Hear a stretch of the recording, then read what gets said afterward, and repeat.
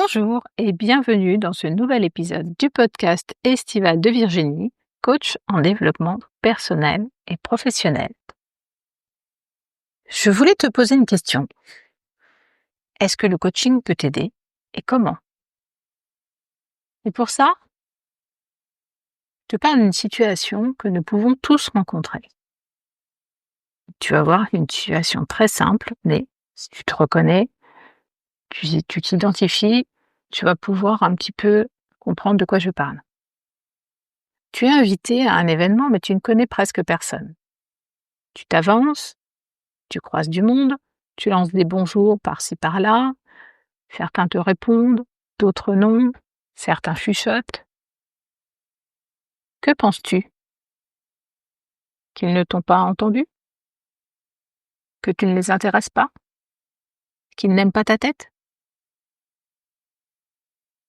On continue. Tu rejoins tes connaissances, tu discutes, le temps passe, certaines personnes se joignent à vous et tu es incapable de savoir si tu as déjà dit bonjour à ces personnes. Tu ne te souviens pas de toutes les personnes que tu as saluées. Que fais-tu?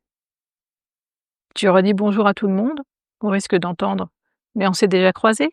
Tu as déjà oublié? Et de donner l'impression aux gens qu'ils ne sont pas importants puisque tu ne te rappelles pas d'eux? Ou tu ne dis plus bonjour à personne au risque de passer pour un goujat? Est-ce que le coaching peut t'aider à trouver la bonne attitude à avoir? Vais-je te donner la recette miracle pour ne plus jamais te sentir mal à l'aise dans une telle situation? Ou dans une autre, hein, j'espère que tu as compris que ce n'était qu'un exemple. Ben voilà, si tu te retrouves dans une situation où tu ne sais pas comment réagir, est-ce que le coaching peut t'aider? Et comment? Alors, je vais te faire une réponse de Normand. Non, ça ne t'aidera pas si tu veux une réponse universelle, une réponse qui conviendra à tout le monde et à toutes les situations. Mais oui, ça t'aidera si tu es prêt ou prête à explorer avec moi un certain nombre de choses et à te faire confiance. Par exemple, tu vois, je t'ai posé des questions sur cette situation très simple. Quand tu es confronté au comportement des autres, qu'est-ce que tu penses? Qu'est-ce que tu te racontes? Et qu'est-ce que ça provoque chez toi comme émotion? Et la première chose, ça va être ça, de travailler les émotions, accueillir ces émotions. Ensuite, tu penses des choses, tu t'imagines des choses, tu interprètes des comportements, tu prêtes des intentions aux gens. Et ça, on le fait tous. On va pas se mentir, on ne peut pas s'en empêcher. L'important, c'est de comprendre que ces suppositions ne sont pas la réalité et que ces suppositions ne doivent pas guider forcément nos réactions. Et ça, justement, le coaching peut t'aider pour ça.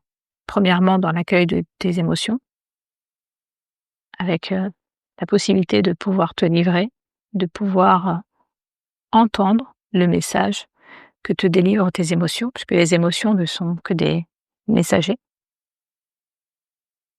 Et en t'aidant à prendre du recul sur les suppositions, les histoires que tu peux te raconter. Et enfin, puisqu'on parle de réaction, l'action, moi j'estime qu'elle doit se faire en fonction de ses propres valeurs, pas en fonction de ce que tu penses que les autres attendent de toi. Et ça fait partie des choses qu'on peut travailler aussi en coaching. Connais-tu tes valeurs? Te connais-tu? Connais-tu tes fonctionnements?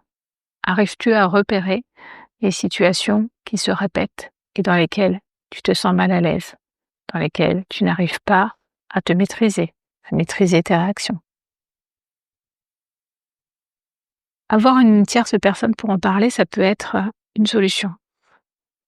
Je te l'ai partagé dans un précédent audio, le fait que nous avons eu, à un moment, besoin d'échanger avec d'autres personnes parce que nous avions un problème avec mon fils qui avait séché les cours.